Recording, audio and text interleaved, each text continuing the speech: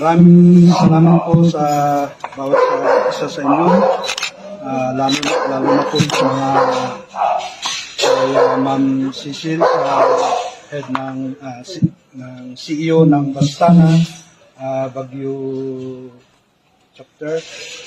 Maraming salamat po at pinaunlakan niyo po ang aming pagpapatayo ng residence namin, yung dream house namin. Maraming salamat at nagtiwala po kayo sa amin na nagiging kapartner po namin kayo sa pagtatayo ng aming dream house. Dito rin sa anong kumpanya ang bibuild. Maraming salamat din at naging kabahagi kayo ng aming